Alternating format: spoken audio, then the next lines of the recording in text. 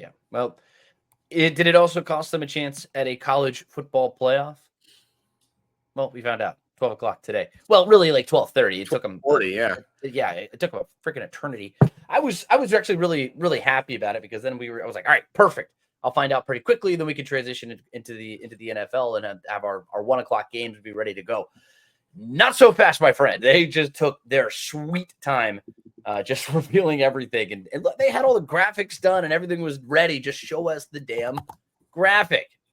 Well, we got it eventually. So how do you want me to do this? Do you want me to go through and do you just want to dive right into the SMU versus Alabama, or do you want me to go through and set up the matchups? We don't need to discuss the rest. I mean, we can run through the matchups in a moment, but the only real decision that had to be made was who was the last at-large team. Clemson was always going to be seated where they were as the last team in conference champ. I think Boise State was always going to be the 3 seed with Arizona State the 4.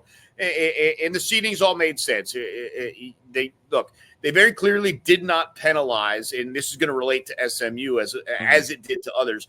They really did not penalize teams that lost in the conference championship. Texas loses, they're still a host. Penn State loses, they're still a host. SMU loses, they still get in. So there are some themes going on from that perspective. Yep. But I will say this. You asked the question here on the graphic, did they get it right? There was no right or wrong. There was just your own preference. I don't think there is any way. And look, people who are Alabama fans are going to scream and yell at me and say, no, we're the better team. And if you feel that way, I have no problem with you feeling that way. But it doesn't make you right, and it doesn't make me wrong, nor does the other way. It is just a complete preference. And I had some people send me a message yesterday. It was like, well, if these two teams met, who would you pick, Alabama or SMU? I was like, well, I would have picked Alabama over Oklahoma too, man, and they got obliterated. Like just because that's just such a tough sell. Who do you think would win the game? Like that's just not it. And you want to sell to me the wins that Alabama has had? Sure, absolutely. They have better wins than SMU. SMU has better losses. They have better losses. And so you try and quantify different things. And ultimately where you lead is what is your preference? And I think at the end of the day, my personal preference was to keep SMU in for a couple of reasons. Most specifically, I did not think they deserved to be penalized or punished for playing and losing this extra game. That was really the biggest discussion to me in regards to between these two teams. Like, I don't even need to look at the resume. Like it's not such a bad loss to Clemson that you couldn't. And look, that was the other thing that was interesting. We were trending towards it possibly being that, right? It's 21-7 and Clemson's got the ball with a chance to kick a field goal. And you're like, man, like SMU might be playing their way out. They fought their way back, nearly got it to overtime. And I think that's partly a big reason why. But I say a lot to answer your question with like a non-committal statement is that there was no right, there was no wrong. It's only which team you preferred for whatever reason you would like it to be. And you can defend a lot of different takes on this. You can defend strength of schedule. You can defend the conference. You can defend not penalizing teams in conference championships. You can defend better losses, worse losses, better wins, worse. You can defend any either of these two teams any which way you want. And that just further goes to show it was a complete preference.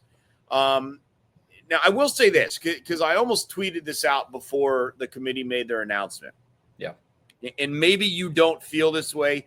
Maybe they weren't thinking with enough foresight for this anyways. I don't think they have foresight, first off. I don't either. I also think they just do whatever they want in general. Pretty much. They were, whatever the decision was today, sets a precedent. Mm-hmm.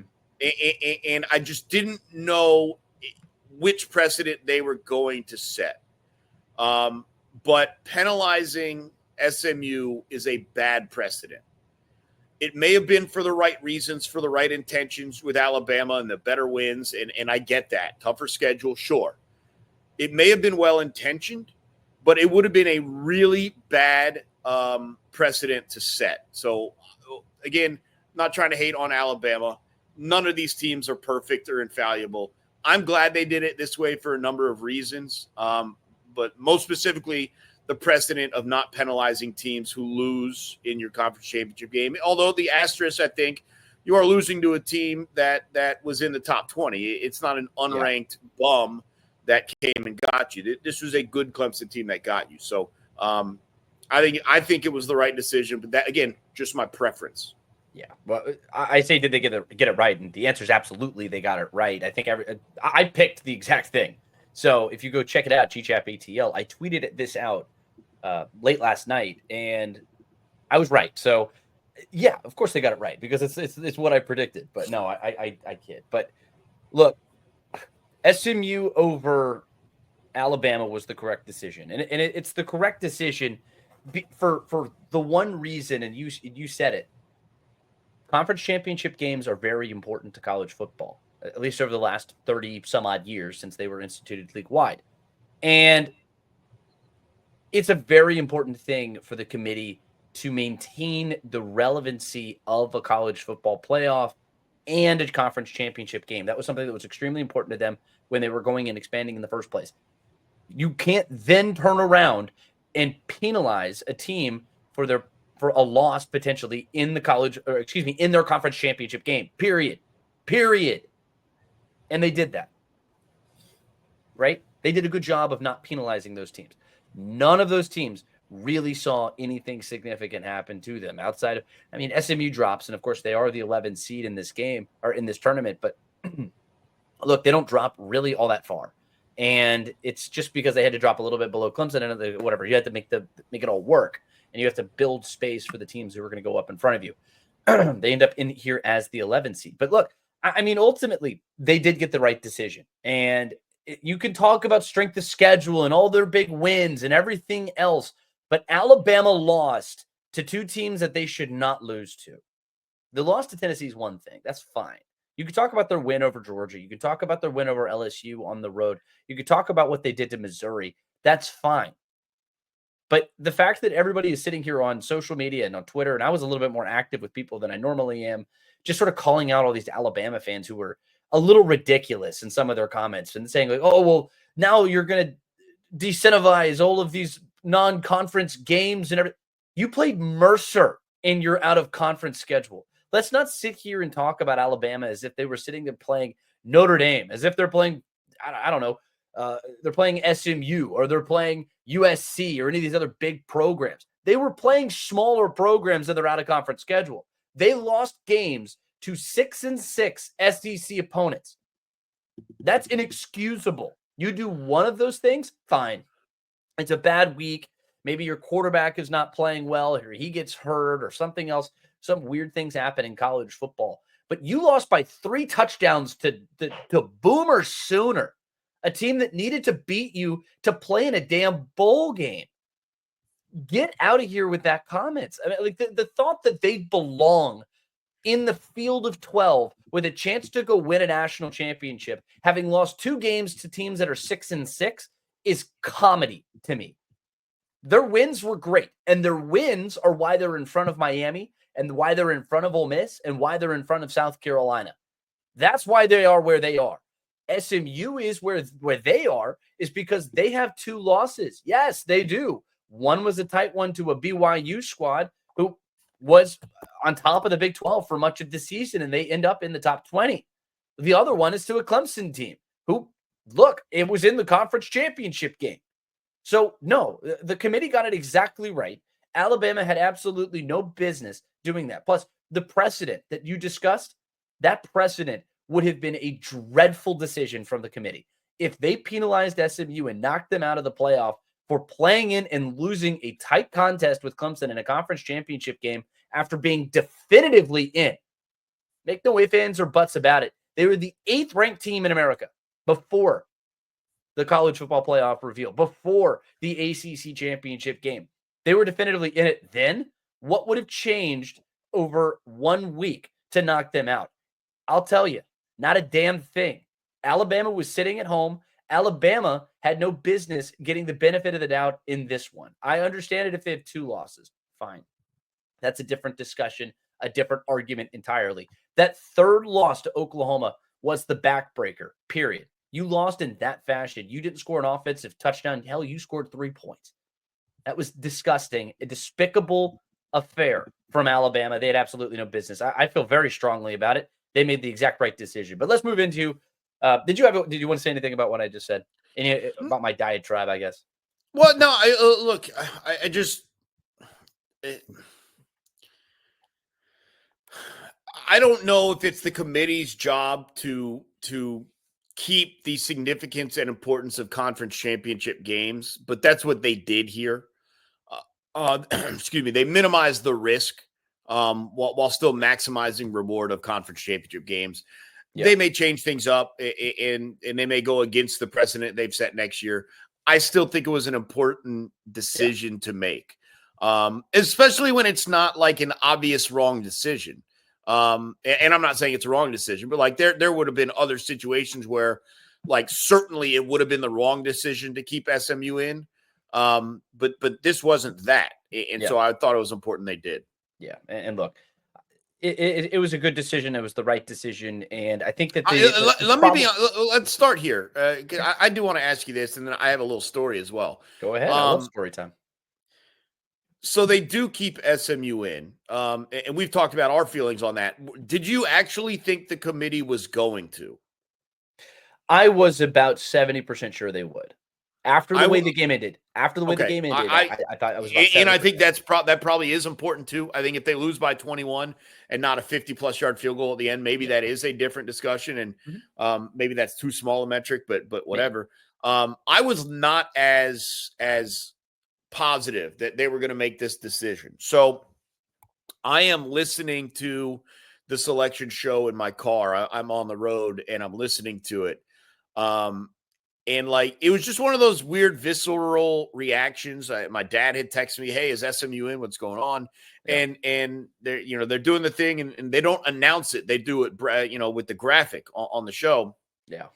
And so I'm 10-2. Well, not really, but for the purpose of this story, just in case there's any popo for the record, if there are any cops watching, I'm driving 10-2, and they announce SMU. I take both of my hands off the wheels and like give like a quick clap. Like I was, and I didn't plan on doing it. It was just like a visceral, guttural, like emotional response to like, man, I'm really happy that's the decision they went with. I was not anywhere close to as confident as you were that that's the decision they were going to go with. And so I was overjoyed that it ultimately was. Yeah, it was the right decision. And look, and anybody who wants to sit out there and call us Alabama haters, that's not what this is. I was just about to say that. Yeah. Like, we're not Alabama haters. I don't give a damn about Alabama. It could have been Alabama. It could have been Ole Miss. It could have been anybody. It could have been Texas. It could have been USC for all I care. It doesn't matter. Once you lost that third game, I felt like that's effectively a backbreaker, barring unique circumstances. Like if Georgia had lost the SEC title game, that's a unique circumstance. If I don't know, I don't want to go too deep into this, but look, you get the third loss in the regular season to a 6-6 team. Sorry, I mean I can't really defend that anymore, and that's really all there is to it, to me at least. And I don't hate Alabama. I don't care who it is. It's just I felt like SMU had done more in their regular season. They won the games in front of them. They can't control who they play most of the time in conference. They can't control that fact. All they can do is control what they do on the field, and that's what they did. They won. They didn't lose to 500 teams. They didn't lose to 6-6 teams who were lucky to go to a bowl game. So that's the different conversation. Let's go into and check out these bowl matchups. So number one team in America, of course, that's going to be Oregon. Number 2 is Georgia. Number 3 ends up being Boise State. Number 4 is Arizona State. These are seedings, not where they were ranked. I'm not going to get into the rankings because they don't matter anymore. 1, 2, 3, 4. Those are your 4 teams that are going to be getting buys. I'm going to go through this too, and I'm going to say the matchups, and I want you to give me a quick thought on each of them. First one up here, 12 versus 5. It is Clemson on the road at Texas. What are your thoughts on that one really quickly? A lot of orange in the building. That's my first thought. If we're going to be honest. It's going to come down to the quarterback play. I thought Cade Klubnik was outstanding in the win against SMU. Can he repeat that? And what's the status of Phil Maffa? Because I think Texas is going to bring it. Yeah, I think that's going to be very interesting in that game. Texas is going to have a point to prove, and Clemson, it just depends on which Clemson shows up. So we will see in that one. That should be, like you said, a lot of orange. Maybe a Clemson takeover. I'm just kidding. We'll see what ends up happening in that one. Speaking of orange and UT, Tennessee is the 9 seed. They're going to be going on the road to the Horseshoe to take on Ohio State. Actually, Kirk Herbstreit had a very interesting comment about this game. He says if he were Ohio State, and as a former Buckeye, I think this is especially interesting. They would have preferred to go on the road and play in Neyland Stadium because the pressure of playing in front of that crowd just after losing to Michigan in the way that they did, getting booed off the field basically, and if they start slow against Tennessee, it might get very, very testy there for the Buckeyes. But it is Tennessee and it is Ohio State. This one is it's got a lot of juice. It's got a lot of juice. Plus, it's also an 8:00 game, so it's a night game for the first time in really forever for Ohio State. Yeah, the question for me is, can Tennessee replicate what Michigan did? I mean, they've got as good, if not a better, defensive front as Michigan. They need to be getting after Ohio State and see if that offensive line can hold up. The one thing I do feel comfortable saying, Tennessee does not want this turning into a shootout. No, I don't think. I don't think they can keep pace. Yeah, but this is going to be a bit different kind of test for Ohio State. I think it makes for a really compelling matchup, though. SMU, like I mentioned, they are on the road taking on Penn State, a Dallas team going up into the Great White North of Penn State and Happy Valley. This is an interesting game. I think that it's a Jennings game, but if Penn State plays that offensive style that they did against Oregon in the Big Ten championship game, then I think Penn State should like its chances. Well, look, I know SMU lost, but we talked about it. The SMU run defense has been outstanding this year, and it was good against Clemson. It wasn't the run game that got you beat. And so you're coming off of Penn State's best rushing performance probably this season, at least as far as you and I are concerned. I think that's the key matchup. I think Penn State defensively, they got to find a way to get better because I think SMU can cut you up the way that Oregon did to an extent. So this one's going to be interesting to see if it trends towards higher scoring affair or lower scoring affair. Yeah, look, they allowed 95 yards on the ground per game. We talked about that in the build-up to the ACC championship game. That is the matchup to watch here. Then you got two Indiana squads. Number 10, Indiana, down in South Bend, Indiana. Number 7, Notre Dame. That one's going to be 8:00 on ABC. That one is going to be so cool because it's two Indiana squads, two teams who Indiana really hasn't been worrisome for Notre Dame. Notre Dame has kind of dominated that state, and I know that's your alma mater, so I'll let you speak a little bit more about that. But Indiana just feels like they've drifted out of the thought process here. Nobody mentioned anything with Indiana. They were kind of shoot in. They were the I don't know, I guess the heel of everything after losing to Ohio State, and then how quickly things changed. And they don't have to go very far, just up the road to South Bend, Indiana for their first round matchup. Yeah, I mean, look, out of the, let's say 35 states that have 2 FBS programs that have any realistic potential to get into the playoffs, I'm not sure I had a in-state matchup from Indiana being the one. You could have sold me on Georgia Tech, Texas A&M, Texas SMU, Michigan State. You can sell me. I mean, USC. You can go. Indiana's going to be way down the list, but that's exactly what we get. Yep. This one's really interesting. Notre Dame is going to try and run the ball and play defense, and I actually think it's a solid matchup for Indiana. I'm not saying an advantageous matchup. But I think it is a pretty good matchup for Indiana. I think there are other teams in this group of 12 that would have given them much more problems. And again, I'm not saying Notre Dame won't give them problems, but I think it's a decent matchup that Indiana is going to take. I think Indiana feels comfortable that they can stop the run. I think that's going to give them an opportunity, and they think they can score. Notre Dame thinks they can stop. It's a passing offense for Indiana. It's a really good secondary for Notre Dame. It is a fascinating matchup, and honestly, it might be the most competitive of these first round games. Yeah, I think so. And speaking of competitive, it's not very competitive, at least if you look at the spreads. Indiana, Notre Dame. Notre Dame is an 8-point favorite in South Bend. SMU, Penn State. Penn State is an 8.5-point favorite. Ohio State, Tennessee, home Buckeyes, 7.5-point favorites in that one. In Texas is an 11-point favorite over the Clemson Tigers. Point spreads don't determine football games; the football players do. So I think that's going to be really interesting. I'm very excited for these on-campus matchups. These atmospheres are going to be spectacular, and I really wish that Tennessee was the home team. That's really my biggest, I guess, my only qualm there. I felt like Tennessee should have been hosting Ohio State, not vice versa. But what can you do? What can you do there? But I do want to talk last thing here. Oregon got penalized, I think, a little bit too hard. And this is one of the things that I want to see change in the future whenever they get into this.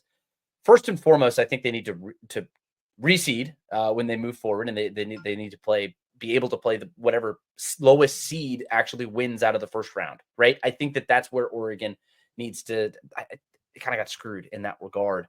But you're the only undefeated team in America. You are the Big Ten champion. You're the number one team in the country. You get the first round bye. Great job. Now you get to play the winner of Tennessee and Ohio State. Woof. Those are two of the best teams in the country. And last time Ohio State was up in Autzen, they nearly won that football game. Great. Well, now you get the winner of that game, Tennessee and Ohio State. If you win that one, then you might get Texas in the semifinal. And then when you get to a national championship game, good for you. You might get Georgia now. It's a brutal draw for the Ducks. But then you look at what the Dogs have as the number 2 seed. They would get the winner of Indiana and Notre Dame. Those are two good football teams, but I think those are two teams that Georgia feels pretty comfortable that they'd be able to beat. And then outside of that is Penn State and SMU. Then it's Boise State. So you look at the imbalance, but in this schedule, and that's where I kind of have some qualms with what we see here. It's the fact that you have 4 automatic bids or 5 automatic bids, right? But you have the top 4 teams that are conference champions getting those buys, and then they're seeded 1, 2, 3, 4. That's not going to make for a very balanced bracket. That's where I don't think that the committee or whoever was planning all of this, the college football playoff, back when they did this expansion, I know you have to appease the conferences. I know you have to deal with all that stuff, but Boise State getting a bye here, and I think that kind of threw everything for a loop.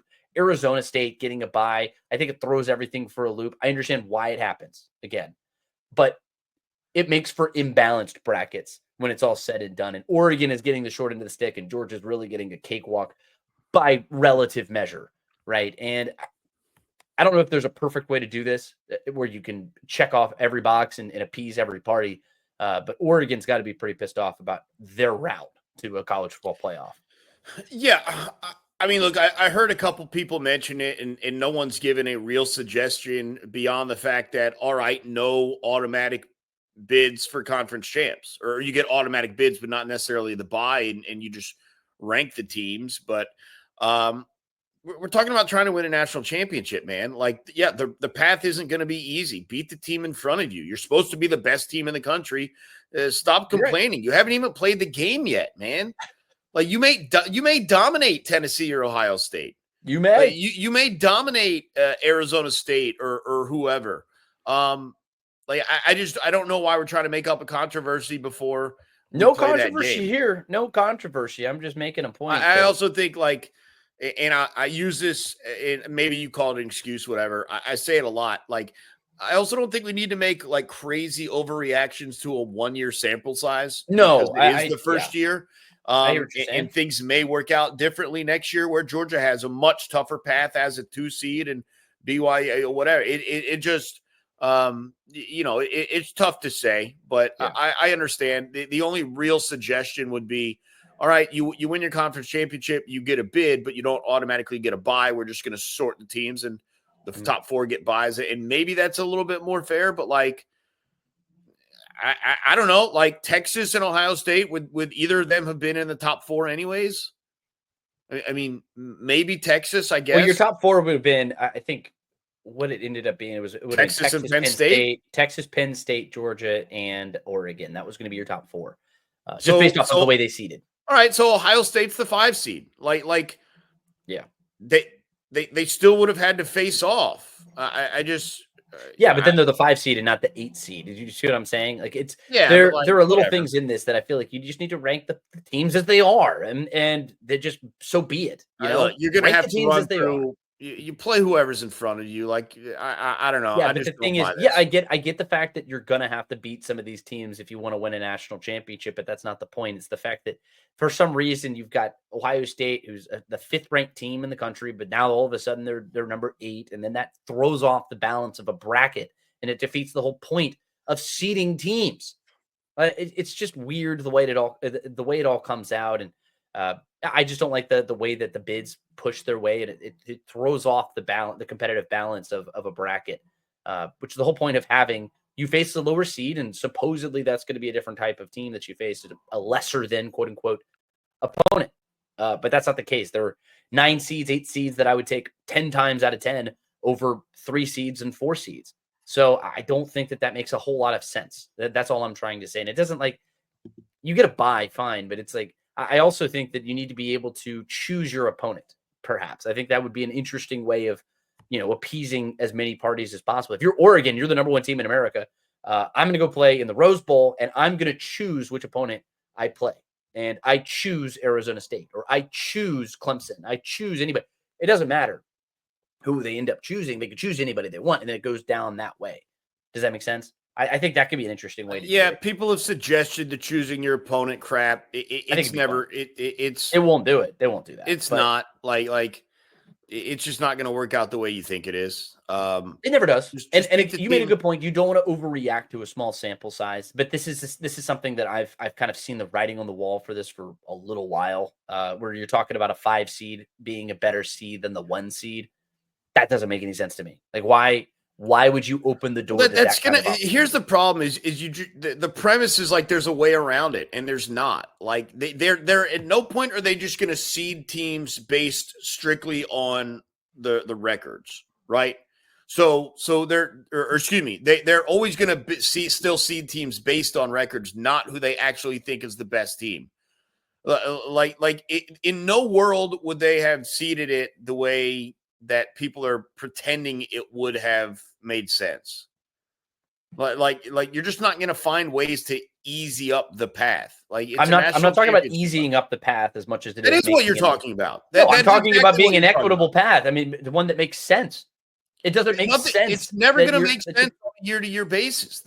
You're always going to have. Sometimes there's only going to be 3 teams that can win the national championship. Sometimes there's going to be 7 teams that win the national championship or have the capabilities of winning the national championship. Like, I just don't think it's realistic to think you can find some sort of format that's necessarily going to work out in that manner. Are there ways you can improve it? Potentially.